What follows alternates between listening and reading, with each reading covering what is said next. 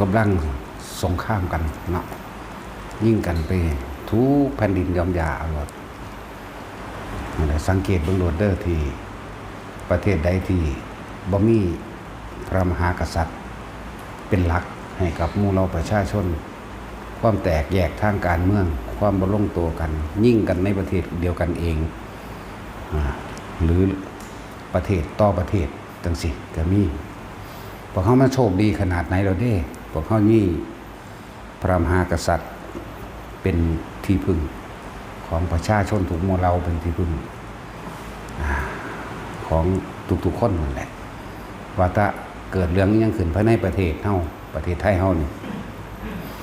ถ้าพระมหากษัตริย์เพิ่นลงมาคุยแน่ปุ๊บเงียบเลิกกันโดยเด้เฉพาะที่เฮาท่านคือยังรัชกาลที่9พระบาทสมเด็จพระเจ้าอยู่หัวภูมิพลนี่เนาะปฏิวัติแล้วปฏิวัติอีกเฮ็ดจังได๋ก็ว่าถ้าพระเจ้าแผ่นดินมาเป็นผู้บอกให้เลิกแล้วต่อกันก็เงียบกันเด้แล้วจังว่าพวกเฮาเพิ่นเริ่มต้นตะการสร้างตั้งก่อตั้งประเทศมาพุ่นล่ะ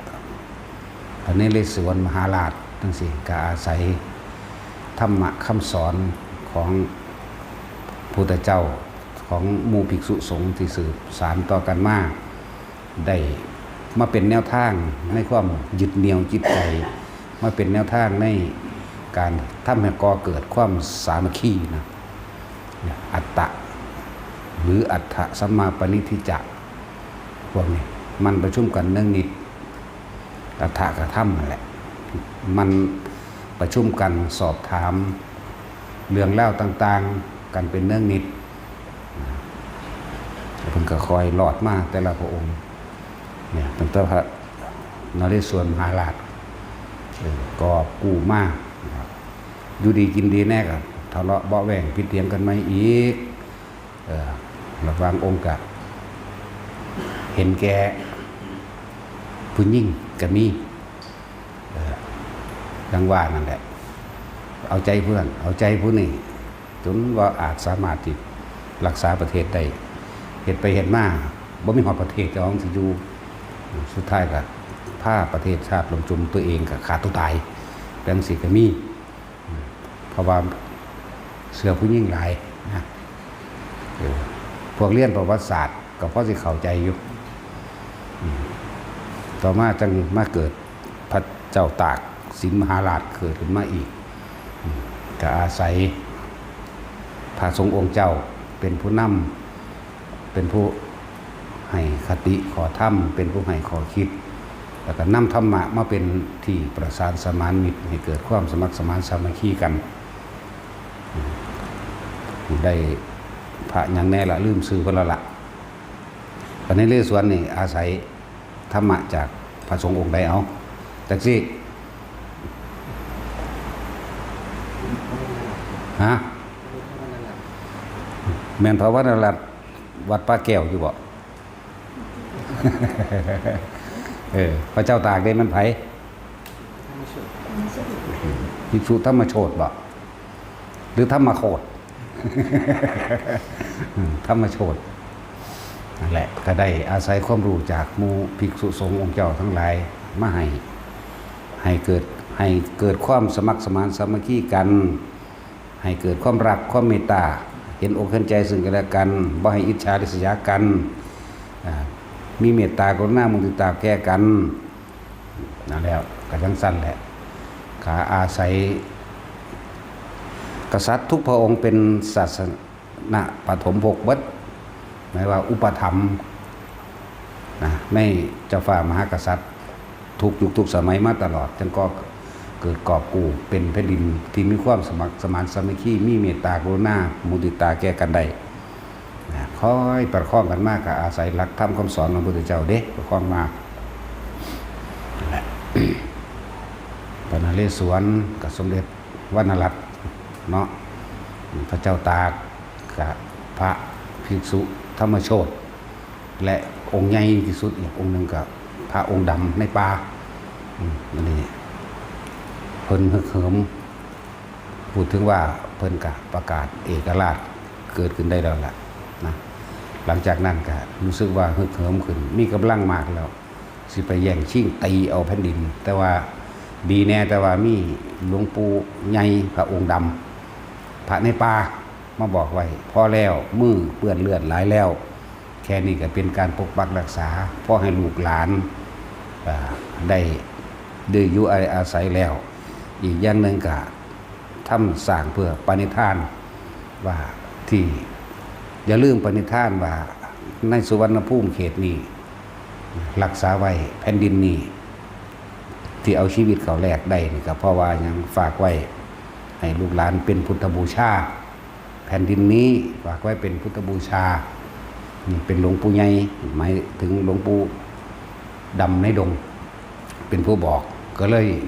ยับยั้งชั่งใจไว้ที่แรกสิไปตีเอาให้มันเบิดนั่นแหละคือเกิดความมีความระโมบเกิดขึ้นมากกว่าเก่าที่แรกตั้งสัจจะเอาไว้ว่าจะเอาแค่นี้พ่อได้เป็นพุทธบูชาธรรมะของพระศาสดาแต่ว่าไปนั่นแหละเพิ่นจังได้เลิกหน้าแน่ว่าราชการที่1บัดนี้พุทธยอดฟ้าจุฬาโลกมหาราชพุทธเลิศลานภาลัยพระนั่งเกล้าเจ้าอยู่หัวพระจอมเกล้าเจ้าหัวพระจอมเกล้าเจ้าหัวปกเกล้าเจ้าหัวปิ่นเกล้าเจ้าหัวจนถึงพระอนันทมหิดลผู้มีพลอดุลยเดชตลอดทั้งวชิรกรเกล้าเจ้าอยู่หัวเจ้าฟ้ามหากษัตริย์ทุกพระองค์ของเขาพวกเขามันโชคดีก็ได้เป็นศาสนูปถัมภกทั้งบัดหมายถึงว่าพระจอมพระอินทร์ทุกพระองค์นี่เพิ่นก้าวปณิธานของเพิ่นเลยนะข้าพเจ้าขอถึงซึ่งพระพุทธว่าเป็นสารณะเป็นที่พึ่งอันประเสริฐสูงสุดข้าพเจ้าหรือพระธรรมเป็นที่พึ่งอันประเสริฐสูงสุดของข้าพเจ้าพระสงฆ์เป็นที่พึ่งอันประเสริฐสูงสุดของข้าพเจ้าขอให้หมู่เราภิกษุสงฆ์ทั้งหลายโปรดจงจำข้าพเจ้าว่าข้าพเจ้าได้ถือเอาแล้วถึงแล้วซึ่งพระพุทธพระธรรมพระสงฆ์เป็นที่พึ่งอันประเสริฐสูงสุดนะนี่คือคำกล่าวพระเจ้าแผ่นดินเฮาทุกองค์นั่นแหละไหลมาเรื่อยจนรัชกาลที่9รัชกาลที่10คือพระวชิรกรเกล้าเจ้าอยู่หัวนี่มันก็กล่าวคำนี้เหมือนกันจึงบอกว่าที่พวกเข้าได้พ่อได้มีหม่องฝึกหัดปฏิบัติตนเองที่สบายแน่ก็เพราะว่ามีพระมหากษัตริย์เด้เป็นผู้ค้ำสู้เอาไว้ถ้าบ่มีพระมหากษัตริย์ค้ำสู้เอาไว้นี่ศาสนาอื่นๆที่บ่ได้เชื่อถือบ่ได้เชื่อเรื่องกรรมบ่ฮู้จักผลของกรรมเขาเชื่อแต่พระเจ้าพวกนี้เรียบร้อยเบิดแล้วเฮาสิถูกบังคับข่มเหงขนาดเฮามีพระเจ้าอยู่หัวที่เป็นศาสนูปถัมภกนี่เฮาก็ยังบำเพ็ญยากอยู่ยากสร้างยากวัดก็เลยเพียงได้ระบาดอยู่มันเป็นทะเลาะเบาะแวงกันอยู่บ่อันคนในประเทศนี่ก็ดีภิกษุสงฆ์กับภิกษุสงฆ์แม้นสิทะเลาะกันกับทะเลาะกันเรื่องพระวินัยบ่แม่นว่าสิเอาเป็นเอาตายฆ่ากันตายเด้เหมือนกับธรรมยุทธหรือมหานิกายนี่อรัญญวาสีหรือข้ามาวาสีมื้อนี่ก็เป็นแค่สื่อของมันดอกแต่ที่จริงแล้วก็เป็นศาสนาเป็นพุทธศาสนาเดียวกันนั่นแหละเพียงแต่ว่าการปฏิบัติมันต่างกันตรงที่ว่าอันใดที่พระพุทธเจ้าบ่สอนจะพากันเทศมันก็เลยถกเถียงกันแน่แต่ถกเถียงนี่บ่ได้ถึงกันว่าไปยกวัดไปฆ่ากันยิ่งกันเด้บ่ได้ฆ่ากันตายเด้จักบ่ล่ะนั้นพระเฮาสิทะเลาะบ่แบ่งกันแน่ก็เว้าเรื่องพระวินัยอยากให้เอาความจริงอยากเอาธรรมะอยากเอาศาสนาธรรมจริงๆออกไปแสดงให้แก่หมู่ฆราวาสญาติโยมทั้งหลายให้เข้าใจความจริงบ่อยากให้นำเกี่ยวกับเครื่องรางของขลังดูเรื่องปลุกเสกเลขยันน้ำมุกน้ำมันสะเดาะเคราะห์แก้กรรมมื้อนี้มันบ่มีมันบ่เป็นคำสอนพระเจ้า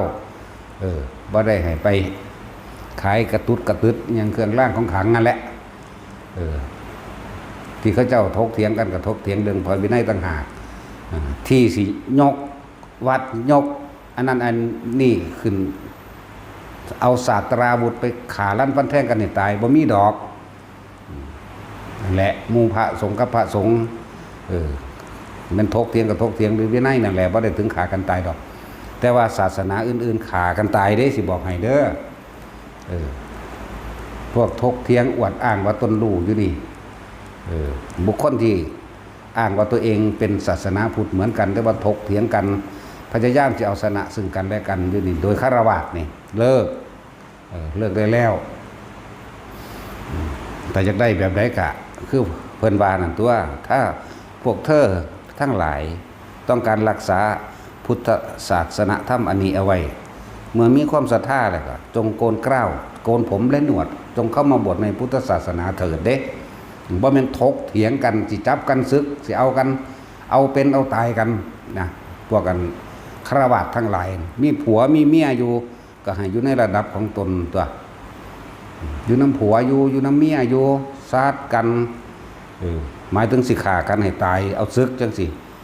ก็ใส่กฎหมายเอาไว้ว่าห้ามบวชเด้ที่จริงบวชได้นะเฮานี่กล้าเว้าเต็มเลยพระพุทธเจ้าบ่ได้บัญญัติอันแนวมื้อนี้นะนั่นแหละเทระสมาคมก็บ่เคยมีของพระพุทธเจ้าเฮานั่นน่ะกฎหมายคุ้มครองศาสนามันบ่คุ้มครองมันเป็นการนำเขามาเพื่อสิทำลายศาสนาได้ทางอ้อมอาศัยช่องว่างช่องโหว่อาศัยช่องว่างช่องโหว่โดยกฎหมายว่าโกงว่าหลอกลวงว่าเป็นพุทธพาณิชย์นี่สิเอาแนวโมนี่เข้ามาใส่มีเงินทอนวัดมีอันนั้นมีนี่ล้วนแล้วแต่ทางโลกได้ใส่เข้ามาหรือทางวัดที่เขาเจ้ามีรายได้เขาเจ้าช่วยเหลือแบ่งปันซึ่งกันและกันกับผู้ที่คำสู้คำจุนในวัดนั้นๆในสถานที่นั้นๆจังสิก็จะไปหาเรื่องว่าให้ติปมั่งให้ด้วยเสน่หาเป็นพิเศษมั่งนี่กฎหมายมันจะเอาตัวนี้เขามาเป็นช่องเพื่อสิเอาผิดถ้าซึกได้นี่หมายถึงว่าฆ่าให้ตายเด่นฆ่าภิกษุให้ตายเด่นนะจะก็จะใส่กฎหมายว่าห้ามบวชอีกได้บัดแนวจังสันนะยิงบวชได้นะบวชได้แล้วบ่มีผู้ใดกล้าต่อต้านเว้าแนวจังสี่เลยพระพุทธเจ้าบ่ได้ตั้งเด้เทระสมาคมธรรมและวินัยนั่นแหละจะเป็นตัวแทนเราศาสดาถาคตเด้บ่ได้เกี่ยวกันเลยบ่ได้บอกไว้จากบ่ได้แนวมื้อนี้ถ้าเพิ่นสิตั้งสังฆราชเพิ่นก็ตั้งพระมหากัสสปะตัวถ้าเพิ่นสิตั้งพระคู่สั้นนั่นสั้นนี่เพิ่นก็ตั้งพระโมคคัลลาภาษาลีบุตรแต่เพิ่นสิตั้งก็เพิ่นก็ตั้งพระอานนท์ตัวแม่ว่าล่ะสั้นตัวบ่มีภิกษุสงฆ์ทั้งเบิดในประเทศนี้แหละเลิกล้างการทำตามกฎหมายต่างๆที่เป็นของโลกที่มนุษย์ที่คนธรรมดานำมาปกครองของเริ่มต้นจากที่ตัวเองอะไรที่ไม่ใช่ทำวินัยที่พระศาสดากล่าวไว้เราไม่ทำตามจากบ้าล่ะเริ่มจากหนึ่งคือตัวเฮาเองนี่แล้วก็ตัวบูภิกษุสงฆ์แต่ละองค์กลางพระวินัยใส่โหลดถ้าเฮาทำเป็นไงทำนั่นแหละสิปกป้องเฮาเองเข้าใจว่าล่ะอันนี้บ่แม่นไปย่านนักกฎหมายกฎหมายกับกฎหมานั่นแหละตัวเองก็บ่ได้บวชตัวเองก็บ่ได้มารู้ลึกซึ้งแต่ว่าหาวิธีแง่เข้าไปเพื่อสิทำลายหมู่คณะสงฆ์นี่คือนอกศาสนานี่เขาสิฆ่าเฮาให้ตายจักว่าล่ะมันสิมาถกเถียงอวดเก่งอวดดีกันอยู่เพราะสำนีบ่นะนั่นแหละเฮาฟังเบิ่งเฮารู้ได้ว่าอันใดเป็นวินัยอันใดบ่เป็นวินัยหมู่ภิกษุสงฆ์ก็ราเพิ่นถกเถียงกันมื้อนี้บ่แม่นฆ่ากันให้ตายเด้ก็ละอย่างกันการโต้เถียงของหมู่ภิกษุสงฆ์นำกันจริงๆแล้วคือการทำให้เกิดความเข้าใจซึ่งกันและกันจากบ่ล่ะการโต้เถียงต่างๆนี่นั่นแหละเหลือแต่มานะทิฏฐิที่ลงกันซะนะการโต้เถียงเหมือนกับวิธีปฏิบัติอย่างโน้นอย่างนี้เนาะมันดีแล้วตัวมันมีคนห่มผ้าเหลืองพ่อให้รักษาพระไตรปิฎกไว้แม่นว่าล่ะพวกฆราวาสพวกบ่ได้บวชมันไปอ่านพระไตรปิฎกแล้วอ่านมาสังหารหมู่ภิกษุเด้อ่านมาสังหารพระได้บัดนี้เห็นบ่ล่ะบ่ได้อ่านแล้วว่าโอ้กูอยากได้พระแบบนี้กูอยากเป็นแบบกูบวชกันหน้าเด้บ่มีเห็นบ่ล่ะส่วนผู้บวชนั่นคือเขาเจ้าบ่ตกเถียงบ่โตเถียงเขาเจ้าอยากเป็นแบบนี้เขาเจ้าเลยบวชจังว่าล่ะส่วนพวกบ่บวชเด้ค่อยถ้าจับผิดกลางหนังสือเล่มนั้นว่าด้วยหมวดนี้ขุทกา ว่าด้วยบวชนี้นะเห็นบ่ล่ะทั้งสั้นแล้วเราหามาวิธีอาบัติอย่างโน่นอาบัติอย่างนี้บัตรพอบัตรแม่มึงบอกมึงบ่ได้บวชจักว่าล่ะแล้วนักกฎหมายนี่มิตรเสียเอาจับศึกอย่างเดียวเด้นั่นแหละพวกนอกศาสนาจักว่าล่ะเขาจะฆ่าตายอย่างเดียวอย่าพูดถึงว่าเฮายังพ่อหมู่ภิกษุสงฆ์ทั้งหลายทั้งเบิดประเทศนี่แหละเฮายังพ่อได้มีหม่องบิณฑบาตได้มีหม่องที่อยู่อาศัยเพราะได้บำเพ็ญตนอยู่เพราะว่าพระบารมีของพระบาทสมเด็จพระเจ้าอยู่หัวมีมาแล้วทุกพระองค์ถ้าบ่มีพระเจ้าแผ่นดินบ่มีพระเจ้าอยู่หัวนี่ศาสนาอื่นๆเขาขึ้นข้องกฎหมายไว้แล้วนี่เรียบร้อยเบิดเขาสิเลิกอยู่แล้วขนาดมีอยู่นี่ก็ยังพอแห้งแม่นบ่ล่ะขนาดมีอยู่ก็ยังมีความมาวุ่นวายยังมากดดันยังมาเบียดเบียนเฮาอยู่เขาบ่ได้ให้เกียรติพระองค์เลยเด้เขาบ่ได้หูจักได้ว่าความเป็นมาของเจ้าฟ้ามหากษัตริย์เป็นมาแบบใดเห็นบ่ล่ะเป็นแม่นที่ซื่อๆสิขึ้นมาเป็นเด้แล้วหลักสูตรการศึกษาต่างๆถอดวิชาประวัติศาสตร์ชาติไทยออกมันเด็กน้อยมันสิหูจักมาทางใดคู่เป็นไม้ซุมื้อนี่ก็ยังบ่หูจักเลยความเป็นมาของประเทศไทยเป็นแนวใดก็ดีเห็นบ่ล่ะนั่นแหละเขาก็กลืนกินแบบนั้นแหละขนาดมีพระบาทสมเด็จพระเจ้าอยู่หัวอยู่ก็ดีก็เป็นทั้งสั้นเขาจิกลืนกินมาแบบนั้นคู่ก็เลยบ่จากความสำคัญกษัตริย์ก็จะเป็นกษัตริย์นี่แปลว่าหัวหน้านักรบแปลว่านักรบกษัตริย์พาหมู่ชนทั้งหลายเป็นหัวหน้าหมู่เป็นผู้นำเผ่าอยากว่าล่ะเป็นจ่าฝูงเป็นผู้มีสติปัญญามากกว่าหมู่รุ่นพ่อรุ่นแม่เพิ่นปู่ย่าตายายทวดเพิ่นบุกมากกว่าสิได้ประเทศมากนี่กว่าสิมีมาเท่าซุมื้อนี้รุ่นลูกรุ่นหลานมาแล้วก็ต่อสู้ลบกับความทุกข์ยากลำบากลบกับความจนได้บัดนี้ใจบ่ล่ะแล้วกษัตริย์ทุกพระองค์เอาทำเป็นใหญ่เด้จักบ่เป็นทัศพิราชธรรมหมู่เราประชาชนทั้งหลายบ่มีพืชพันธุ์ท่านจะหารเกษตรตรงไหนบ่มีเพิ่นหาบ่ให้บ่มีผักแบบนี้บ่มีในพันธุ์พืชผักแบบนี้หามาให้บ่มีที่ดินทำกินจัดสรรที่ดินทำกินให้กินแล้วแต่สัตว์น้ำสัตว์บกสัตว์ปีกเห็นบ่ล่ะต่างๆที่พวกเฮาพอได้มีโครงการต่างๆเลี้ยงม่อนเลี้ยงไหมสินไหมเสื้อผ้าส่งออกทั้งนั้นสิเป็นเอกลักษณ์ของประเทศชาติก็ดีก็เพราะเจ้าฟ้ามหากษัตริย์นี่เด้เป็นผู้คงดำรงผ้าหมู่เฮ็ดอยู่รับรองว่าพระมหากษัตริย์บ่ฆ่าลูกเจ้าของประชาชนทุกหมู่เหล่านี่แหละคือลูกเพิ่นบ่ขายแผ่นดินเด้เข้าใจบ่ล่ะนักการเมืองที่ขายแผ่นดินอยากบอกขายแผ่นดินทั้งนั้นทรัพย์สินประชากรที่มันมีอยู่ใต้ดินนี่ว่าสิเป็นแร่หยังสิเป็นแร่เอิร์ธแร่วุ้นแฟ้มหรือแร่ใสอยู่ในประเทศไทยนี่เยอะแยะน้ำมูกน้ำมันมื้อนี่แม่นเบิดนั่นแหละเยอะแต่เป็นพระเจ้าแผ่นดินเฮาบ่ขายก็แล้วกันน่ะเพิ่นก็แพงไว้จงไว้รักษาเอาไว้ให้แก่ลูกหลานของพระองค์เองส่วนนักการเมืองขายเห็นบ่ล่ะอันใดๆกำไรแน่ในขณะที่กูอยู่มันขายเอากำไรมันเลยมันจักว่าปตท.มันเป็นจังไดการผลิตรวมแห่งประเทศไทยนี่เป็นของประชาชนคนไทยผลิตขึ้นมาใช้ก็เพื่อคนไทยได้จังหวะมันขายให้เอกชนเห็นบ่ล่ะเอกชนทางใดก็ต่างชาติพุ่นเข้ามาถือหุ้นหลายกว่าจังซี่แล้วถ้าเป็นพระเจ้าแผ่นดินสิขายอยู่บ่ขายจังว่า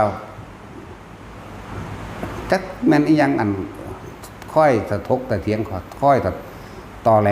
ซึ่งกันและกันอยู่เพราะนี่อวดอ้างว่าถ้าของเก่งไผก็ดีเนาะเว้าให้ตะกันบัดเกิดศึกภัยสงครามมาแท้ๆนั่นน่ะมันสิสามัคคีกันสู่ว่าเอาแม่มึงว่ามึงเก่งเหรอบาดนี้แม่นว่าล่ะสั่นแหละเห็นคุณค่าถ้าพวกเฮาบ่มีพระมหากษัตริย์นี่โอ้ยเบิ่งโลดฝางประเทศที่ยิ่งกันบุ่มบ่ำเกิดกลายเป็นตะวันออกกลางตะวันออกไก่ตะวันออกหยังไปแล้วแล้วก็เป็นหยังมีไต้มีเหนือแล้วเด้แม่นบ่ซั่น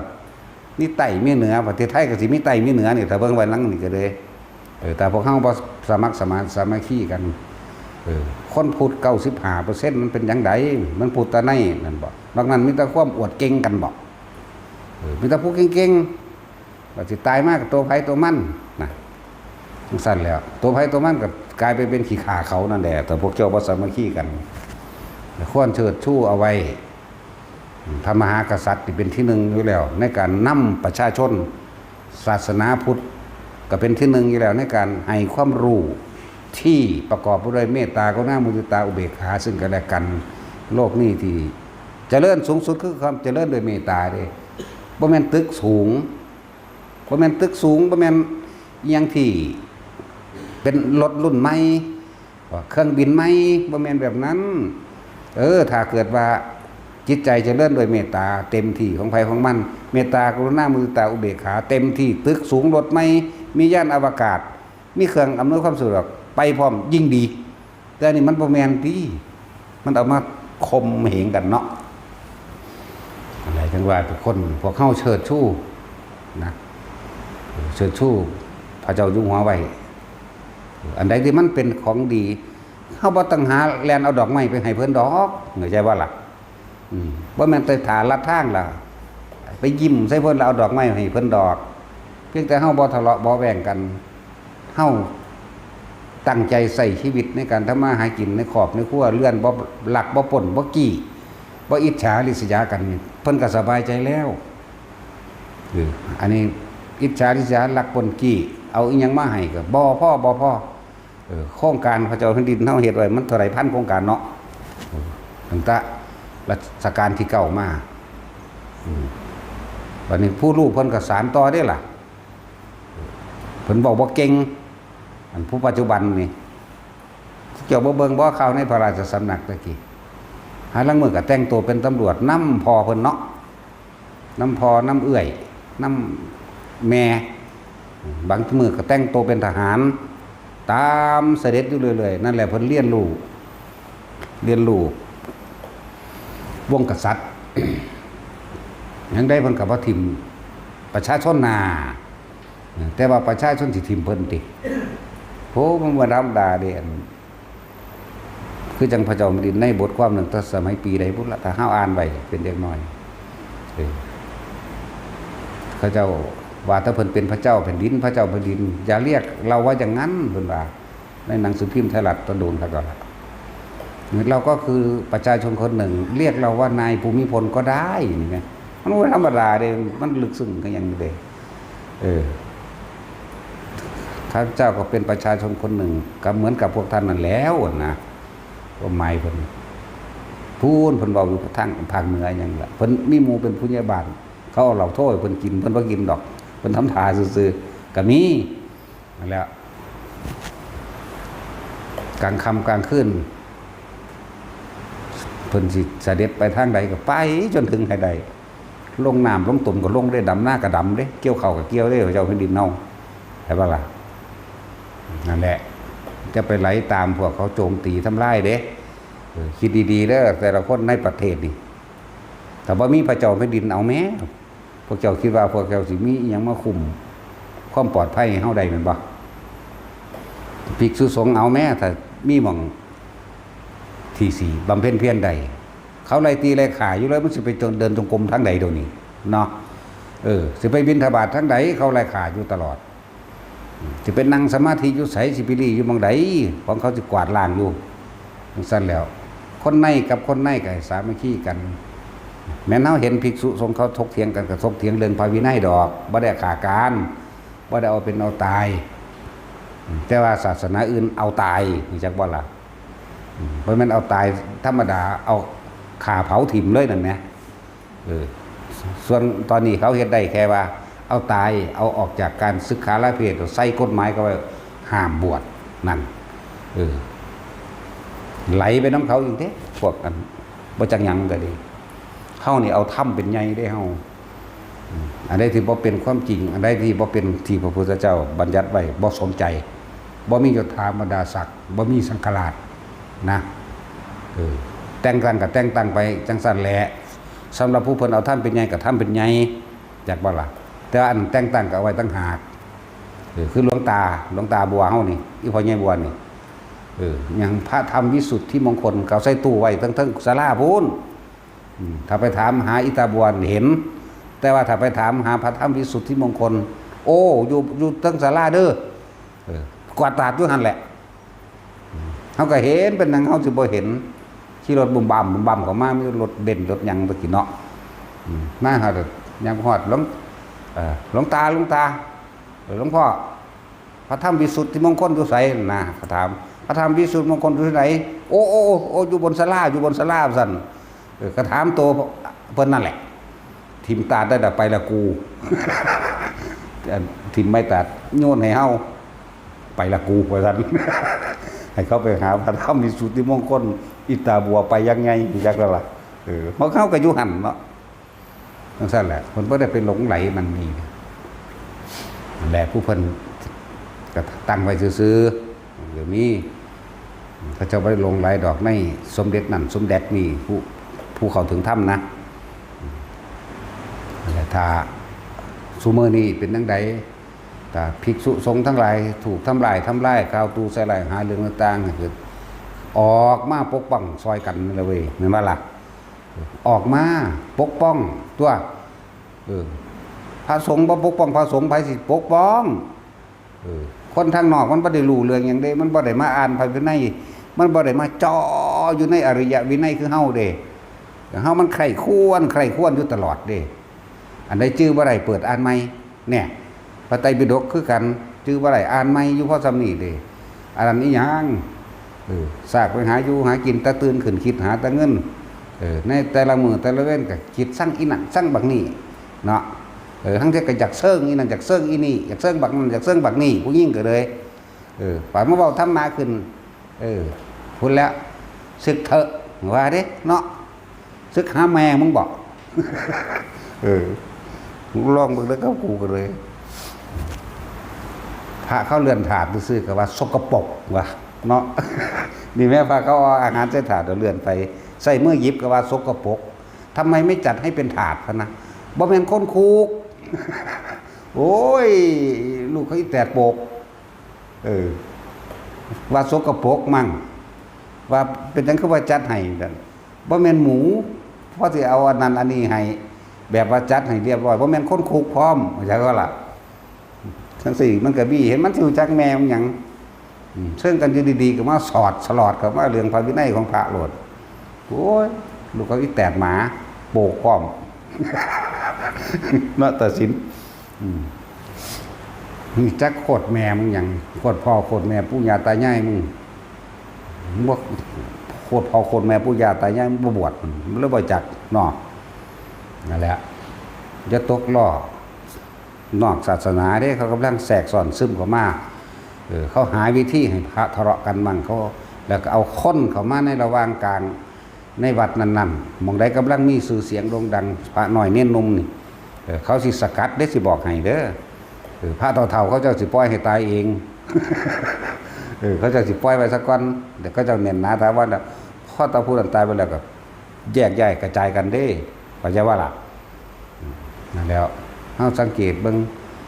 เพราะแต่หลวงตาตายซ้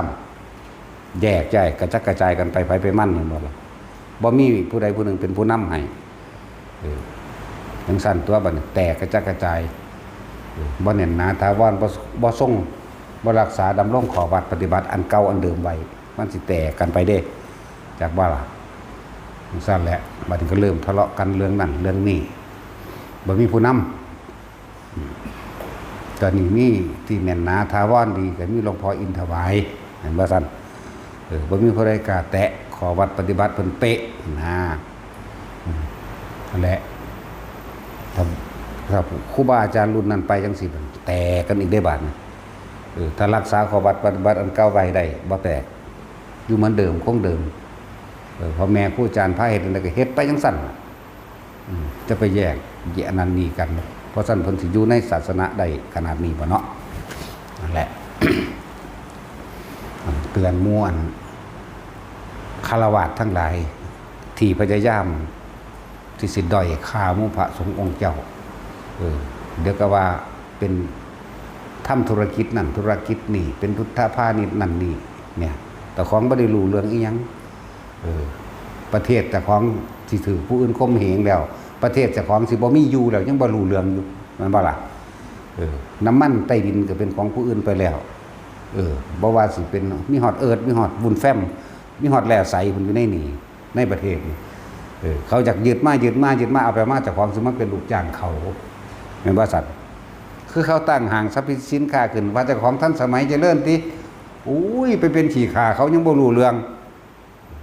ของที่ขายน้ำบ้านน้ำเมืองเจ้าของตะกี้เจ็บผักบุ้งปลูกผักกาดปลูกนั่นนี่ขาย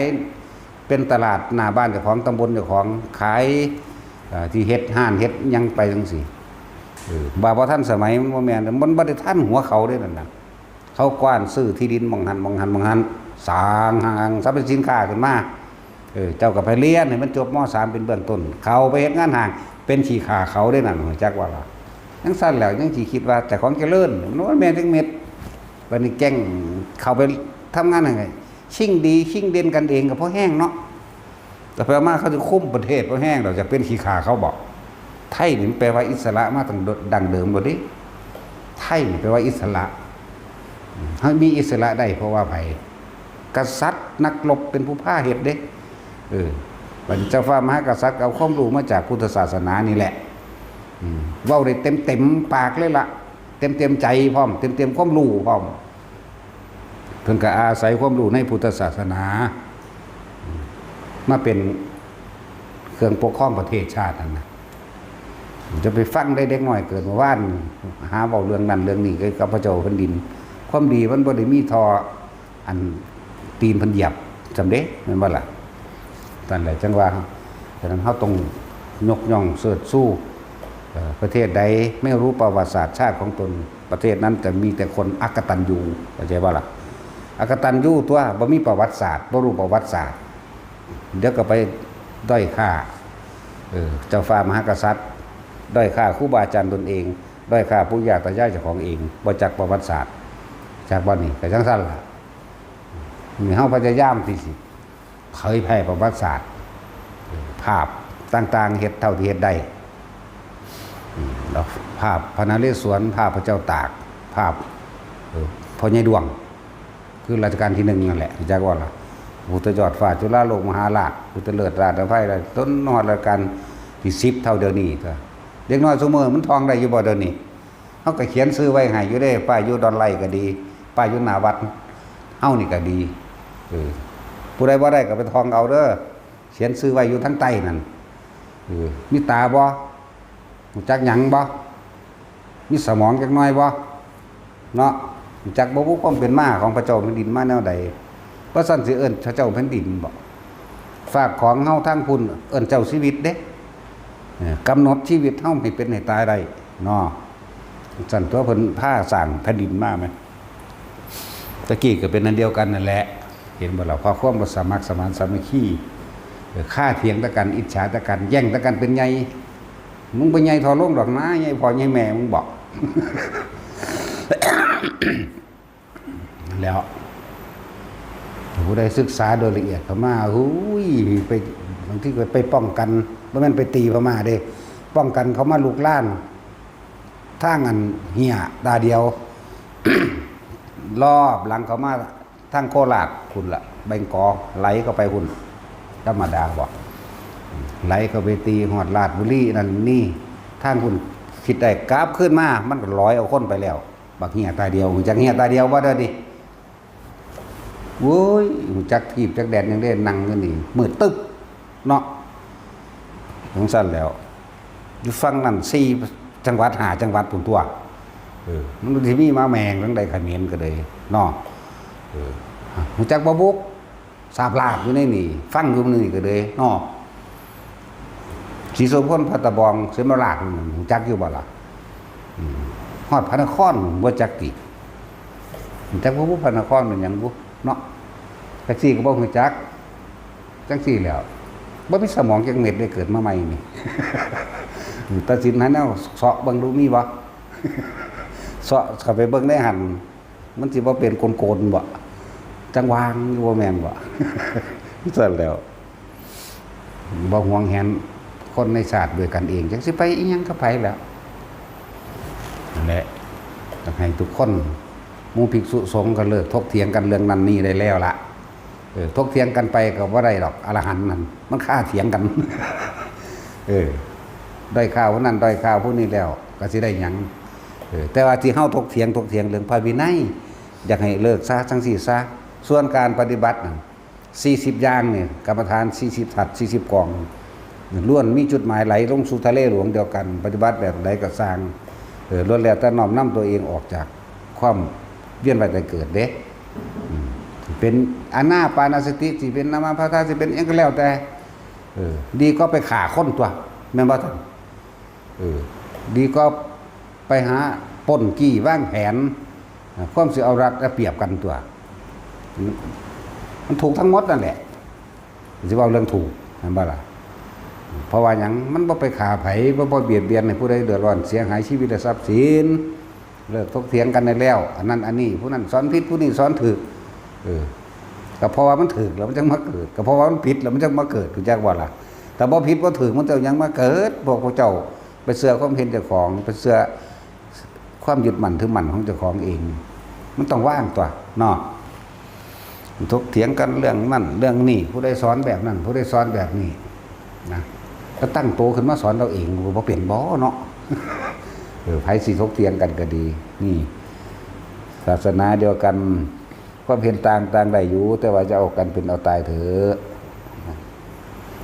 มันบ่แม่นดอกติบัดนี้มันเลยเป็นช่องว่างช่องโหว่ให้พวกนอกศาสนาเข้าใจบ่แล้วพวกเฮาคิดเบิ่งดีๆเด้อหมู่ภิกษุสงฆ์ทั้งหลายพ่อมีหม่องอยู่อาศัยพ่อมีหม่องฝึกหัดปฏิบัติตนเองเพราะมีเจ้าฟ้ามหากษัตริย์ค้ำสู้ไว้แม้นสมัยการก่อนสมัยพุทธกาลของพุทธเจ้าเฮาพุทธเจ้าก็ต้องไปหา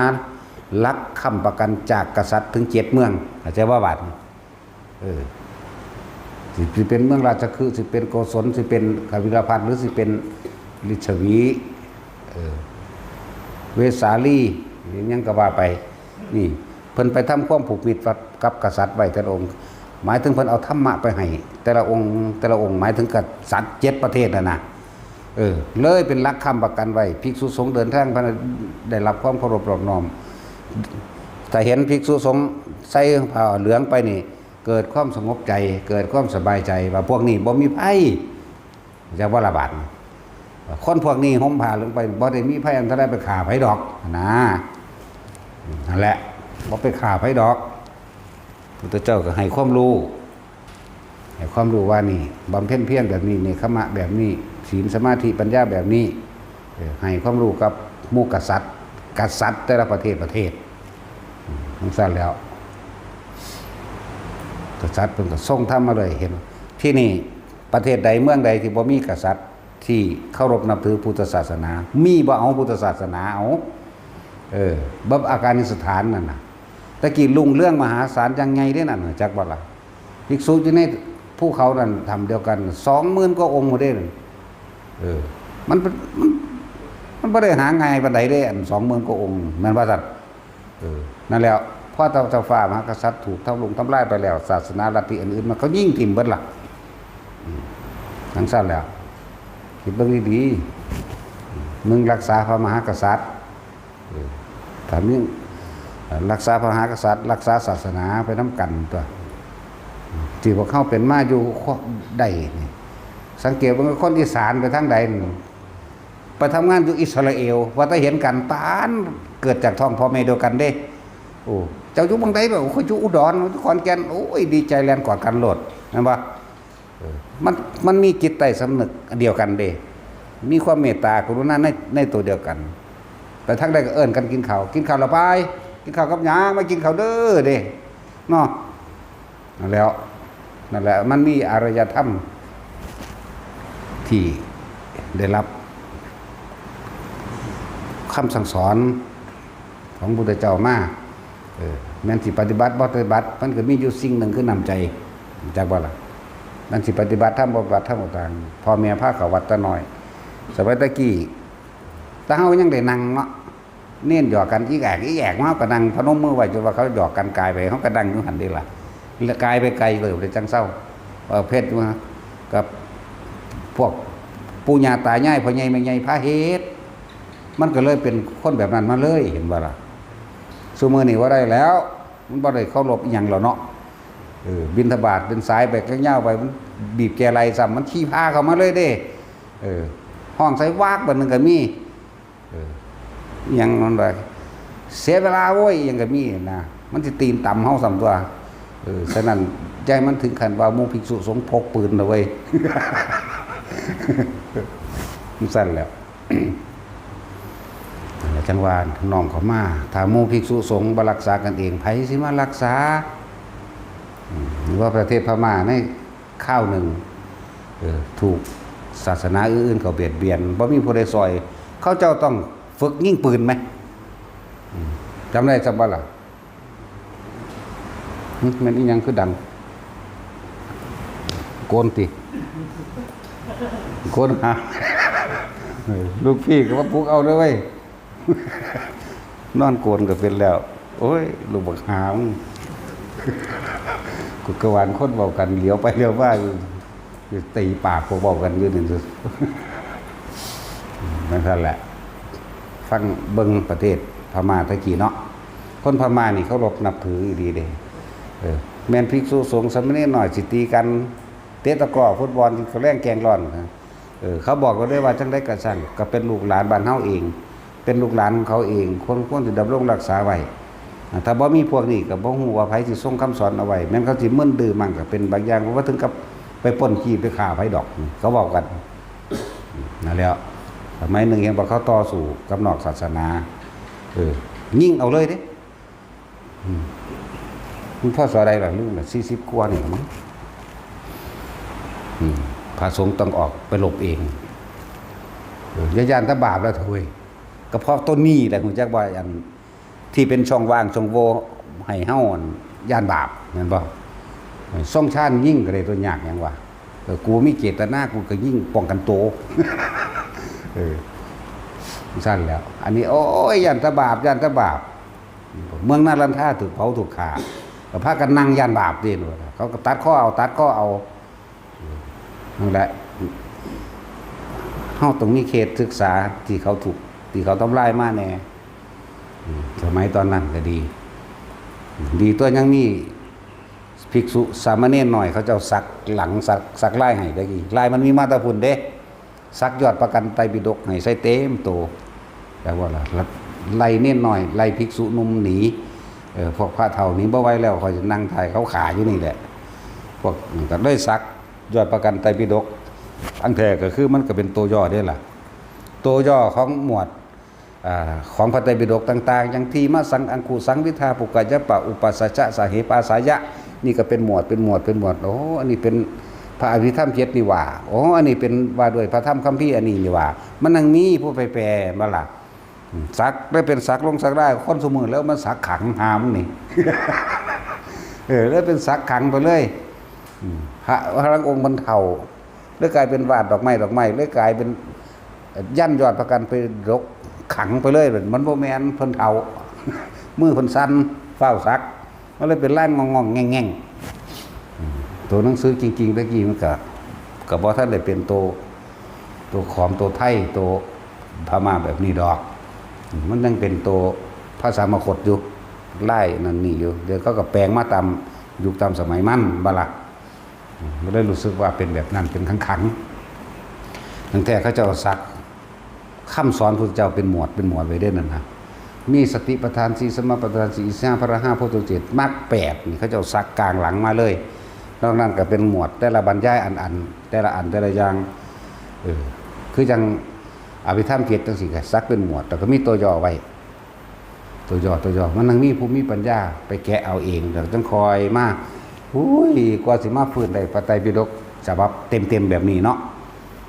ได้ที่สมบูรณ์แน่ก็อยู่อัฟกานิสถานนี่อยู่ภูเขานั่นแหละที่เขายิ่งระเบิดพระพุทธรูปเฮาทิ่มมันได้บ่ล่ะก็บ่ติดใจดอกก็เป็นธรรมดาสิ่งใดเกิดสิ่งนั้นดับแต่ว่าเฮาได้เนื้อทำคำสอนไว้นี่บัดนี้เฮ็ดจังใดหมู่ภิกษุสงฆ์ทั้งหลายเหล่านี้สิรักษาเนื้อทำคำสอนได้และยิ่งกว่านั้นก็ปฏิบัติจนเข้าถึงเนื้อทำคำสอนและก็เท่าถึงทำความจริงได้นั่นแหละมื้อนี้เว้าให้ทุกคน จะตกเป็นเครื่องมือของนักกฎหมาย จะตกเป็นเครื่องมือของผู้จักทำลายพุทธศาสนาเข้าใจว่าล่ะกลุ่มสอกกันบอลทำลายพุทธศาสนา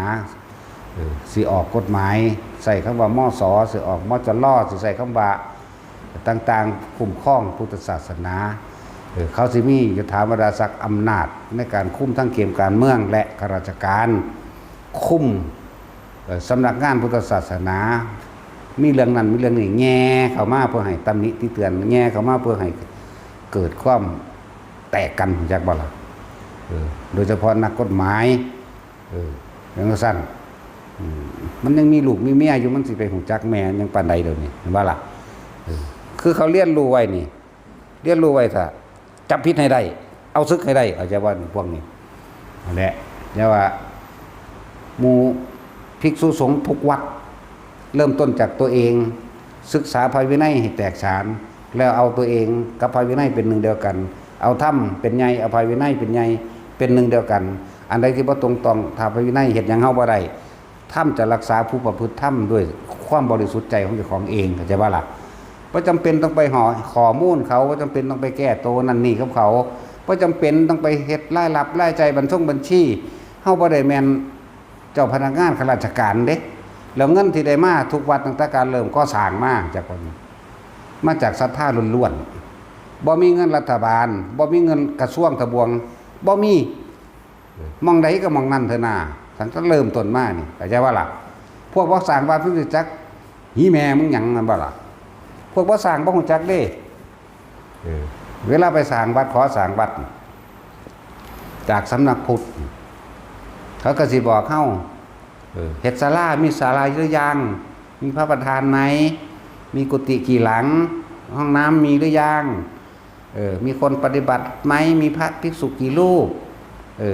เอาสร้างแบบนี้แหละถ่ายรูปมาแล้วค่อยดำเนินทีหลังอันที่ว่าให้จัดสร้างเป็นวัดได้โดยชีดินแปลนเปาบ่มีเข้าใจว่าล่ะนี่แหละคือจุดอ่อนที่นักกฎหมายเขามาใส่บุกลุกป่านั่นเห็นบ่ล่ะบุกลุกที่สปก.เขามีเจ้าของเบิดแหละยังก็ดีสปก.กับพระเจ้าแผ่นดินเพิ่นจัดสรรที่ทำกินให้หมู่เกษตรกรมาแล้วพวกข้าราชการเนี่ยมาแอบแฝงอันซื้อขายไม่ได้กูเห็นเต็มตั้งตัวอยู่ในธนาคารพุ่นบ่ซื้อขายบ่อุ้ยลูกเขาอีหาบ่ซื้อขายบ่เอาไปจำนองนั่นล่ะซื้อขายบางหม่องเขียนไว้รับซื้อคืนไร่ละ 50,000สปก.นั่นแหละตั้งไว้มีผู้ใดเว้าแม่งฟังเบิ่งกันน่ะพวกบ่จักหยังนี่เนาะพรพร้อมแต่ฟังแต่แม่ก็บ่ได้ให้ลูกมันนำเต็มธนาคารอยู่อันไหนใดก็ดีเอาไปจำนองแปรพันเป็นสินทรัพย์เป็นทรัพย์สินทั้งสั้นล่ะบัดนี้นักกฎหมายนิติกรของแต่ละหม่องทำทามาเว้าถ้าเอาเงินให้เอาอยู่หังบ่เฮ็ดให้เฮาแม่นว่าซั่นเมื่อเอาของกูเบิ่งแล้วกูจะเมียนมึงตีนถีบแมงค่าโต๊ะโลดบักใดอีใดก็สร้างมีไว้จังศาลากลางเผาทิ่มเนาะจักสิบ่เผากูเผาแมงเองก็ได้ตัวแล้วแปลว่าแต่กินกันเองอุ้ยกูศูนย์บอกว่านี่ป่าไม้หารายได้ผลประโยชน์ป่าไม้ร่วมมือกันกับสปก.หาเรื่องที่ทับซ้อนทับพ่อทับแม่เหมือนกันเห็นบ่ล่ะหาแต่เรื่องสิไปกินเงินได้แล้วนี่สร้างวัดทุกวัดบ่เคยได้เงินสนับสนุนจากกระทรวงทบวงใดทั้งสิ้นไม่เคยมีงบประมาณมาจากรัฐบาลบ่เคยมีงบประมาณมาทางใดวัดใดก็สร้างมานี่ว่าไปเลย100% บ่มีว่าโอ้ยได้เงินจากกระทรวงกลาโหมกระทรวงศึกษาธิการกระทรวงเกษตรกระทรวงนั้นกระทรวงนี้เอาเงินให้จัดสร้างได้บ่มีมีตะบืนขมออยู่ผู้เดียวเนี่ยรู้จักข้อหม้อไหมทำลำพังคนเดียวพวกบ่มีการศึกษาเนาะเห็นว่าตัดสินเฮาทางอยู่กับเฮานี่พอมีเรียนมีชื่อเสียงอันนี้แน่มีรายได้ก็หาเรื่องเฮาแหละแม่นว่าท่านหาเรื่องเฮาหยังชาวบ้านชาวเมืองพวกบ่จัก โคตรแม่มึงยังนั่นแหละลูกก็อีโคตรหมาทั้งใดก็บ่รู้ล่ะเอาเงินมาจะใส่ขายยาบ้าบ่ว่าได้บัดนี้ตัวขายคือมาว่าผู้อื่นขายคือเจ้าของใดจังไดเนาะเหมือนกันกับเวลาเขาจ้างรถมาเพื่อสิขุดดินหรือเบิกน้ำเบิกป่านั่นเพื่อสิเอาวัชพืชออกจังซี่ป่าไม้มาจับแล้วเอารถพวกเจ้าของเอารถพ่อเจ้าของเอารถพี่น้องเจ้าของเอารถบริวารเจ้าของมาไถเองเอาค่าจ้างเองไม่เป็นไรเข้าใจว่าล่ะจังซี่ก็มีแมงอยู่บ้านนี่ล่ะจักว่าล่ะแล้วเฮาก็บอกตามความจริงที่เฮาฮู้เฮาเห็นนี่เด้แต่เอารถทีมเจ้าของได้กินอันนั้นนี่น้ำเขาแล้วบ่เป็นหยังเนาะป่าไม้ก็คือกันว่าถ้าเขาเลื่อยไว้มาแลนมาอายัดไว้ไม้ผงว่าซั่นโอ้โคตรพอโคตรแมงปลูกไว้ลูกเขาแตกมานี่เนาะไม้ผมแล้วก็ให้เฮาไปหาเจ้าของใหม่ว่าผู้ใดเป็นผู้บริจาคต้นไม้จากที่สปก.หมายเลขอะไรขีดอะไรถ้าว่าจากนส.3อะไรจากโฉนดอะไรเบ้ยอยากได้กันบ่ไปหาเอาเองหรือมาบังคับเฮาอยากได้เงินความจริงมันนั่นน่ะไม่เขียนไว้นี่อายัดไว้770,000 บาทเบิ่งดูบักฮานเขียนไว้นั่นแล้วมึงบ่จักบ่มองตายมึงเนาะโอ้ยบักโคตรเลวก็หมานี่แล้วบักกูสิย่านกูบ่ได้ย่านเด้กูบ่ได้มีลูกมีเมียคือมึงเด้บักเขาไปหามึงอยู่ได้หันมึงคือหนีสั่นเนาะบักควายโอ้บ่แม่นควายดีกว่าหลายควายนี่มีประโยชน์กว่ามันมีบุญคุณต่อโลกหลายก็บักสันดานหมานั่นโอ้บ่แม่นอีกหมาก็ยังเฮาคือขโมยได้อยู่แต่นี่มันเหนือโจรผู้ร้ายอีกนะนั่นแหละบอกมาแล้วศูนย์ขึ้นรถไปเผาแม่นอีกนะเฮาไหมเนาะเอาวะอยู่ตอนนี้มีอยู่400-500 คนเที่ยวนั้นไปดำ450 คนมันหน่อยวะแล้วบ่มีหยังข้าราชการค่อยจะเอาเปรียบประชาชนภาคกับประชาชนผู้หนึ่งคือกันบัดน้ำท่วมกูบ่เห็นแม่มึงแล่นไปซอยน้ำท่วมคือเฮาเด้อล่ะเนาะน้ำท่วมเขายิงกันปะทะกันชายแดนมันเอาเข้าไปส่งเขาพวกกิโลบ่ล่ะของเขามันเป็นเท่าไหร่ตันจื้อก็บ่ได้แม่มันสิเฮ็ดประโยชน์แม่มึงหยังพวกป่าไม้นี่เนาะจังซั่นแหละเป็นมาแมงไปที่บ่ดีพุ่นล่ะ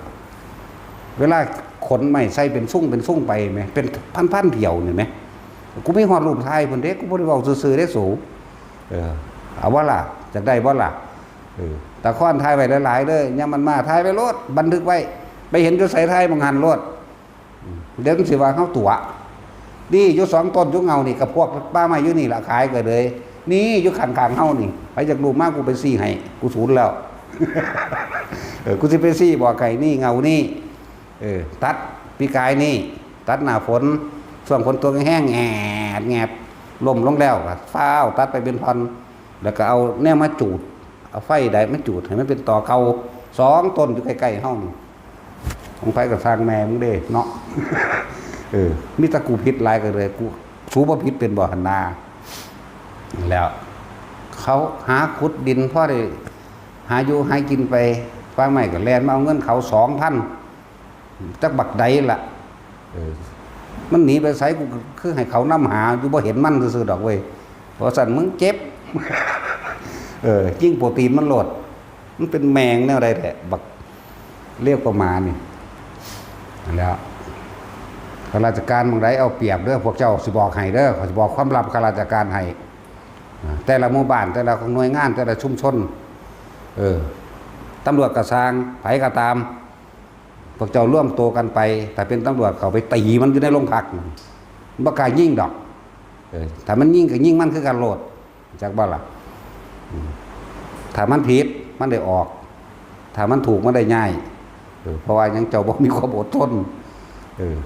หน่วยงานสปก.กระซางป้าใหม่ก็ตามอีหยังกระซางเขาไปลุยโลดตีกันทะเลาะเบาแวงกันไม่ได้ขึ้นศาลผมอย่าไปย่านโสใส่โลดตัวเนาะตำรวจก็ตามตำรวจทั้งตัวลายกาดพวกห่านี่กูบ่เคยพอตำรวจดีจักเทื่อกูก็เว้าตาแม่มึงแน่มึงนี่แหละเนาะ บ่มีเงินสแต็กเราไปควักเอารถพวกนั้นพวกนี้200 300คู่เขาเนาะแต่ว่าตัดสินเจ้าขับรถ นำแมงบัดแหละกูสั่งเราพวกนี้พวกบ่มีคุณธรรมพวกบ่มีคุณธรรมจะพยานนั่นแหละไล่แมงมาเบิดเด้จริงๆเด้ล่ะแม้ว่าล่ะแท็กซี่ชื่อว่าได้แล้วเป็นว่าอันใบสั่งหรือว่าค่าปรับมึงนี่ชื่อว่าได้แล้วจักเป็นอีหยังนั่นแล้วเรื่องสั้นแล้วให้ประชาชนเขาหิวโหยมากคักๆท้อเขาสิปนสูบัดคนจนมันหลายกว่าเด้อแม่นบ่เอาดีๆความหิวนี่เป็นโรคอย่างยิ่งเด้อบ่มีกินจริงๆเขาปนกันกินโดยได้บาดนี่เนาะวางแผนให้มันดีเด้อรัฐบาลก็ได้หัวจักแบนบ่ได้นี่แต่จินเจ้าหัวจักบ่นั่นแล้วบ่ได้เอื้อเฟื้อต่อกันบ่มีหยังมีแต่สิข่มเหงเอามีแต่สิเหยียบมีแต่สิปนมีแต่สิทำร้ายกันเนาะข้าราชการทุกหมู่เราเป็นไปทั่วเบิดเอาหมดแล้วถ้าผู้ใดถูกรังแกข่มเหงผู้ใหญ่บ้านก็เพราะเป็นผู้นำในหมู่บ้านพาลูกบ้านไปตีมันโลดมั้ยค้อนใส่หัวมันเลยมั้ยเนาะถ้าเขาสิจับก็จับเบิดบ้านนี่บางสิโลดเอาไปก็เป็นหนึ่งเขาเป่าไฟอยู่ในลูกเมียลุมตุ้มน้ำก็หนึ่งเขาเป่าไฟอยู่ในโรงผักมันโหลดเพราะฉะนั้นกับผู้ใดที่เขาโรงผักก็ตีแมวมันคือหันโหลดมันบ่หลายสัมประชาชนดอกนาเนาะแต่ละบ้านเบิดโรงผักกันบ่ได้สู่คนในหมู่บ้านดอกเนาะกดหมู่แมงโหลดสั้นแล้วแต่บ่ได้รับความยุติธรรมเด้อพวกเจ้าร่วมตัวกันมีผู้ใดเอาด้วยคนเห็นแก่ตัวแบบเอาตาพี่น้องเจ้าของก็ได้ใน6-7คนเขาไปตีตำรวจก็เลยสปกก็ตีป้าไม้ก็ตีซัดกันให้มันได้ขึ้นลงกับศาลแจ้งเขาไปโลดแต่ว่ามีอยู่อย่างนึงที่บอกให้ยืนยันว่าคือเอาความจริงเขาใส่บ่ได้เอาเสแสร้งแกล้งมันยาเด้อตัวนี้สิเฮ็ดให้เฮาชนะได้เอาทำเป็นใหญ่คือเอาความจริงเป็นใหญ่เมื่อบ่ได้รับความจริงธรรมแต่เอาความจริงสู่ได้เห็นบ่นี่ยายยังอยู่เมืองอุบลเราก็ยังสามารถเซาะยังขั้นเคลื่อนได้แม่นบ่ล่ะเราฮอดได้รับรางวัลตัวเนาะนั่นแหละความเพียรของคนแม่ยังสิสู่ความเพียรของคนได้เนาะกับความจริงพร้อมเราบ่มีที่ทำกินมันเป็นยืดของเราเว้ยบางที่บางพวกที่จริงเวลาเขาเว้นขึ้นที่ดินเขามีเงินสดเชยจ่ายสินไหมขึ้นก็ใจว่าล่ะชนประทานเวลาเขาจะขุดดินไปเมื่อใดเขาเบิ่งแผนที่แล้วเขาก็สินับต้นไม้ให้ต้นละเท่านี้ที่เถียงหน้าเขาก็สิประเมินค่าที่ดินขึ้นให้รายละ50,000ต้นไม้บัดนี้เขาต้นไม้ต้นละ1,000หรือ5,000จังซี่พวกขี้โกงสิเขียนต้นละ100 200เด้จักว่าล่ะพวกขี้โกงพวกบ่โกงใครแน่แต่มันมีอยู่บ่ มีตะกูนี่ว่าผู้เดียวนี่บ่สั้นแล้ว นั่นแหละโกงกินเข้าไปเบิดทุกอันทุกอย่างพวกเจ้าหน้าที่ถ้าเว้าขึ้นว่าบ่พอกินบัดพวกเขาบ่มีงานเฮ็ดเขาคืออยู่กินได้อยู่เนาะคือพวกอันนักการเมืองแหละเงินเดือน 110,000เท่าใดล้านเท่าใดบาทดอกมาบวกกับค่าอาหารบอกว่าบ่พอกินว่าซั่น บ่พอกินมันเป็นแม่มึงหยังโอ้ยลูกเขาอิสราเอล รู้จักสะเลดว่าซั่นแล้วพวกสังเสริชะพวกจักเหยื่อพวกนี้นะยังก็บ่สู้แต่ว่าให้เฮายืนหลักความจริงเอาทำเป็นใหญ่เอาความจริงเป็นใหญ่เอาความจริงบ่แม่นเอาความเจ้าเล่ห์มันยาต้องการเอาชนะเด้อสู้เรื่องใดก็สร้างถ้าเฮาเอาความจริงสู้แพ้เฮาเบิดความสมัครสมานสามัคคีนำและข้าราชการมื้อใดก็สร้างยากหลายก็แบกปืนยิงแมงโลดจักว่าล่ะทำไมนักกฎหมายก็จะมาหาวิธีว่าผิดหลักอีกล่ะกูก็อยากให้มึงมาคือนั่นแหละมึงมาหามึงสิได้เมื่อบ่มันสั้นแหละนี่บอกเรื่องข้าราชการโกง หรือเอาเปรียบหรือข่มเหงเด้อพวกจะเอาความจริงสู่พวกจะย่านพวกมีที่ดินสปกผมมีที่ดินอย่างต่างๆเวลาไปสิไปไถหรือสิไปเบิกป่าไม้เพื่อสิปลูกยางปลูกมันปลูกอ้อยพวกป่าไม้แสลนสะล้อเข้าไปทำทาผิดกฎหมายทั้งท่านเว้าเรื่องหลักการเด้ถ่ายรูปไว้แน่นั่นไว้แน่พวกเกี่ยวกับไปฟ้องศาลฟ้องนั่นฟ้องนี่แน่เพราะสั่นก็ชาวบ้านชาวเมืองมาลุ่มตีเอาอยู่ในหันเลยถามว่าความจริงคือเขาเจ้าจัดสรรที่ต้องกินให้กับเกษตรกรแล้วเห็นบ่แต่ว่าพวกนี้หาเรื่องเพื่อสิไปกินเขาเพื่อสิไปศูนย์ว่ะก็ต้องเผาแมงถิ่มรถบางใดก็เลยเนาะยังไว้แมวอย่างตาไม้นั่นน่ะจักสิเอาไว้เฮ็ดหยังแต่ละหม่องก็เลยพระเฮาวัดแต่ละวัดที่เขาจะเอาไปเฮ็ดไว้ตามภูเขาเอาไปเฮ็ดเป็นแหล่งท่องเที่ยวเก็บเงินค่าบัตรเขาโคตรพ่อโคตรแม่บ่ได้สร้างได้มั้งหั่นนี่ถ้าโคตรพ่อโคตรแม่กูได้พระสงฆ์องค์เจ้าได้สร้างเนาะแต่ว่าแท็กซี่หลายวัดแล้วเด้บ่แม่นน้อยๆเด้จักมาเขาก็สิไปยึดดอกวัดหลวงปู่จวนมันก็ดีเข้าใจบ่ล่ะเสียไปเฮ็ดหม่องท่องเที่ยวเก็บเงินนั่นสั่นละจะไปเฮ็ดหม่องท่องเที่ยวเบิดอันใดวัดธรรมพระสบายกลายเป็นหม่องท่องเที่ยวเบิดแล้ววัดดอกคำก็กลายเป็นหม่องท่องเที่ยวป่าไม้ไปหาเก็บเงินเขาเบิดโอ้ยจังมันเป็นแมงยังบ่มีอยู่บ่มีกินปานนั้นบ่เนาะพระเข้าไปธุดงค์จังซี่ก็ไล่ตีบางที่ไปพากันตัดมาอยู่แงมอยู่จุดไฟป่าจุดไฟใหม่ดอกไปใส่ลายพระเด้พระเฮาเดี๋ยวนี้แหละใครตัวชาวบ้านเอาไปส่งทหารไว้อยู่สิไปหาวิธีจับเขาหลวงพี่เจมนะนี่เราออกมาชื่อพุ่นละว่าหลวงพี่เจมนี่แหละบอกขอความช่วยเหลือแน่หลวงพ่อว่ามึงอยู่น้ำทหารหรอวะบ่ซั่นก็เอาปืนน้ำทหารยิงแมงโดดว่ะญาติหลายต่อเกิดมาตายบ่แห้งล่ะป้องกันตัวยังก็เลยเว้าต่างๆให้ฟังนะบอกตั้งแต่เรื่องใหญ่ๆลงมาหาเรื่องน้อยๆบอกเรื่องพุทธศาสนาต่างๆกำลังมีมันบ่แม่นกำลังดอกมันคุกคามมาอยู่เรื่อยอยู่แล้วโดยอาศัยนักกฎหมายหาช่องโหว่ต่างๆเขาว่ากฎหมายคุ้มครองสงฆ์ในพุทธศาสนาบ่แม่นเด้นั่นน่ะพอดีเป็นช่องว่างเขาใส่เด้นั่นน่ะถ้าสิเอารายได้มาจากไสบ่ได้ไปรับจ้างทั้งใดแม่บางวัดแต่เขาบ่มีเงินคือบ่เอาเงินใส่บัญชีให้เขาบุเนาะจังซั่นแล้วสิให้เขาเฮ็ด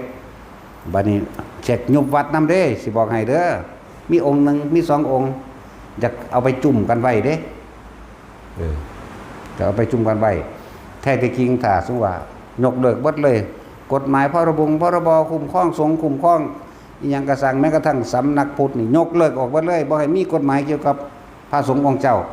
ให้พระสงฆ์ทั้งหลาย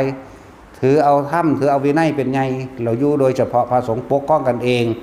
อาศัยเถระหมายถึงพระผู้เฒ่าเข้าใจว่าล่ะเขาเจ้าไปสร้างวัดบางใดก็สร้างก็รู้อยู่แล้วว่าบ่เคยได้รับเงินจากหน่วยงานข้าราชการหรือกระทรวงทบวงการใดๆทั้งสิ้นบ่เคยบ่มีอยู่แล้วนั่นเขาเจ้าไปสร้างเขาเจ้าก็สร้างโดยศรัทธาของเขาเจ้าเองกับบุคคลผู้มีศรัทธารวมกันเรียกว่าล่ะถ้าเขาเจ้าบ่ปฏิบัติดีจริงๆคนบ่เข้าวัดเลิกเองจักว่าล่ะบ่จำเป็นต้องให้ช่องว่างช่องโหว่เขาดอก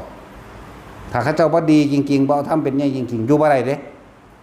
เขาเจ้าสิเลิกเองเขาเจ้าสิหนีไปเองหรือซึกไปเองนั่นแหละอันนี้โอ้ยพาดีก็มีอยู่บัดนี้ไปหาวิธีข่มเหงรังแกเพื่อให้ซึกเพื่อให้หนีเพื่อให้เลิกแล้วก็หาวิธีเหมือนกับโรงเรียนถูกยุบเข้าใจบ่นี่ถ้านักเรียนมาถึงเกณฑ์เท่านี้ยุบโรงเรียนก็ยุบวัดก็ยุบที่เขาหาใส่นี่พวกเจ้าหูจักบ่มันเป็นก่อการร้ายมาทั้งใดหูจักอยู่บ่ได้ถกมาเถียงกันเอาชนะกันความนั่นความนี่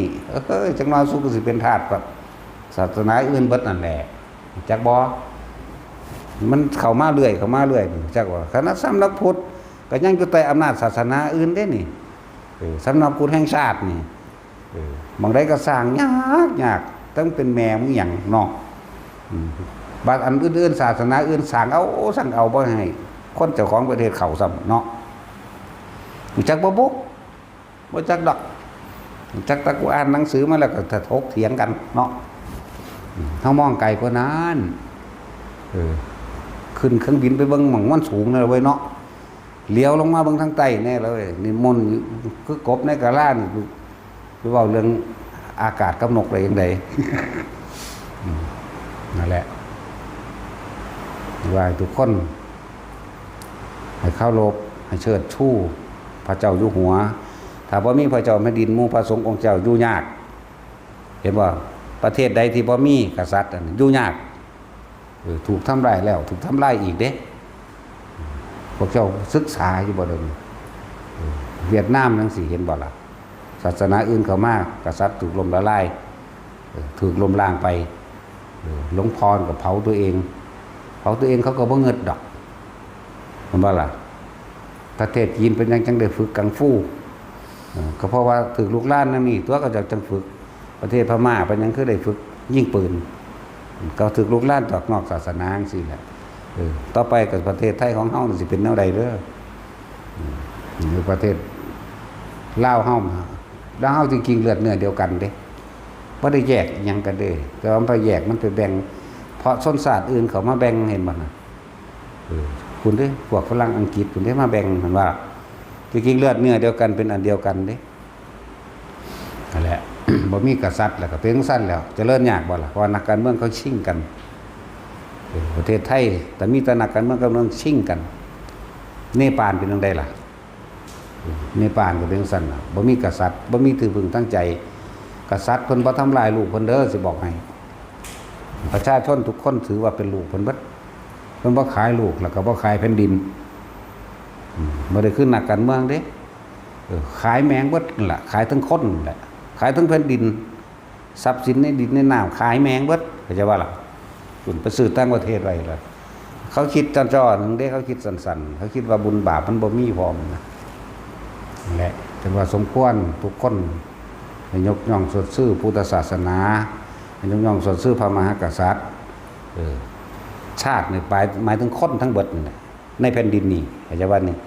ศาสนาพุทธศาสนาให้ความรู้อันเป็นเครื่องประสานสมานมิตรเคยเกิดความรักใคร่สมัครสมานสามัคคีกันเด้สั่นเด้พระมหากษัตริย์นี่เป็นตัวกลางนั่นแหละถ้าเฮาบ่มีแนวนี้เฮาสิอยู่จังซี่ได้บ่เฮาพระสงฆ์องค์เจ้าก็ดีฟังแหน่เวลาเพิ่นขึ้นครองราชย์เพิ่นยังเว้าจงโปรดจำข้าพเจ้าเอาไว้ว่าเป็นผู้ถึงพระรัตนตรัยอันมีพระพุทธเจ้าพระธรรมพระสงฆ์เป็นที่พึ่งนะขอจงจำข้าพเจ้าว่าข้าพเจ้าจะเป็นอุปถมภกแห่งพระพุทธศาสนาแม่นว่าล่ะ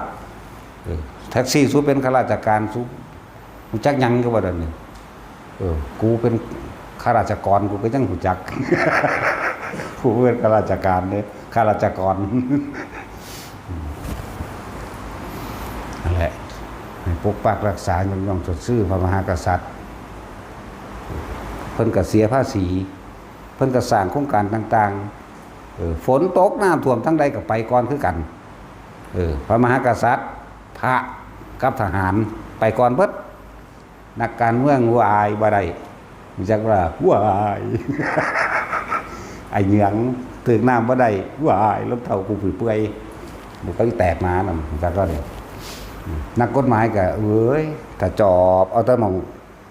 คนนั้นโกงคนนี้โกงโอ้ยพวกสังเสริฐฉะพวกเรียกว่าเดรัจฉานพวกนี้นักกฎหมายก็ดีบักได้ก็เถอะนาพวกหากินกับความลำบากของคนหมดเหยาะคนผิดกันเนาะบางแต่ว่าพวกมาทำลายศาสนานี่มึงมามึงบ่ได้เมื่อกันแล้วกันยังเส้นแหละหมู่พระสงฆ์ของเจ้าก็พอแล้วแต่สิทกเถียงกันก็ทกเถียงเรื่องพระวินัยอย่าแม่นฆ่ากันให้ตายใช่บ่ล่ะบอกกันคือเฮาด่านั่นแหละพระพุทธเจ้าบ่สอนบ่ได้ออกกระตุ้นนั่นกระตุ้นนี่บ่ซักสาริกาลิ้นทองไม่นี่หมายถึงเบาเรื่องพระวินัยบ่ได้ฆ่ากันให้ตายแต่ว่าถ้าคนนอกศาสนาเขาว่าทำลายพระสงฆ์องค์เจ้าทำลายพระพุทธรูปเผาวัดแ แต่ว่าทำลายพระสงฆ์องค์เดียวที่พยายามที่จะทำให้แจ้งซึ่งพระนิพพานหรือเป็นผู้มีศรัทธาอยู่บาปนักจากวันนักก็เผาวัดลอยวัดเข้าใจว่าละบาปคือเขาหาเรื่องใส่ไอ้ใช้วัดนั่นแหละครูบาใช้วัดนั่นแหละเฮาก็ปกป้องผู้ใดหาเรื่องใส่อาจารย์กฤษจังซี่เฮาก็ปกป้องในกรณีธรรมกายจังซี่เขาบ่ได้สอนให้ไปซ่องสมอาวุธไปฆ่าไผแม่นบ่ล่ะนั่นแหละให้ทุกคนซอยกันปกป้องแหน่เพราะแม่นไปว่าถ้าเพิ่นผิดอันนั้นอันนี้ผิดเขาต้องรับกรรมเอาเองดอกสู้บ่ได้ไปรับแทนเขาดอกเนาะถูกเขาก็รับกรรมถูกของเขาเองดอกเว้ยนิพพานเขาก็สร้างเองสวรรค์เขาก็ผ่านเองนรกเขาก็สร้างเองดอกแต่เห็นความสำคัญมันเป็นเรื่องใหญ่แน่ความแตกแยกสามัคคีในคนในชาติจากว่าล่ะตัวนี้แต่กูว่าเว้าก็ไม่มีผู้ใดเว้าแมงดอกย่านสั้นดอกๆอยู่เทละเทเละจะไถจะแถแมงไปทั้งไรล่ะพอออกมาปกป้องนั่นละเว้ยเนาะเรื่องสั้นแล้วถ้ามันมีอยู่ถามมันจะสักมีตำแหน่งมันจากยานโลดบ่ได้เกี่ยวกับไผเด้ทำเป็นอย่างเดียวเด้พอสุดท้ายเราทุกคนต้องตายไหมเป็นนั้นคือว่ากล้าตายเพราะว่าการปกปักรักษาถ้ำสาวินัยแล้วก็เอาถ้ำเป็นใหญ่นี่ไหมเนาะตายคือเก่านั่นแหละสุสิใหญ่ทำได้แต่นี่สู้ทางตายเร็วซ้ำเนาะพออย่างโอ้ยยานสั้นเขามาหาเรื่องกูดีโอ้ยว่าได้เถินกูศูนย์แล้วกูจะหาเรื่องแล้วนอตสินพร้อมเสมอสุดทั้งเมื่อเธอพร้อมเนาะแต่สี่เฮาเห็นบทละถึงขั้นแล้วปลุกใจหรือว่าให้ความรู้ให้ความเห็นสร้างประเด็นขึ้นมาเพื่อให้คนหักแผ่นดินเจ้าของแน่หักหมายถึงหักกันหักคนในชาติเดียวกันนี้หากคนในชาติเดียวกันนี้คนในศาสนาเดียวกันนี้ปกปักรักษาเจ้าฟ้ามหากษัตริย์เวลามีเรื่องหยังก็สร้างถ้าพระองค์ลงมาคุยแน่เนี่ยเงียบเห็นบ่ล่ะเลิกกับพวกว่าจังบ่ได้เฮ็ดหยังให้เลิกได้เด้นั่นน่ะพวกว่าจักว่าคำหลวงตาได้ว่าหมาเพิ่นเอิ้นผมด้อยค่าผู้อื่นด้อยค่าผู้อื่นเพื่อตัวเองมีค่าบ่มีทางที่จะจมลงนั่นแหละเอาละมื้อนี้จมเพราะละสมทาน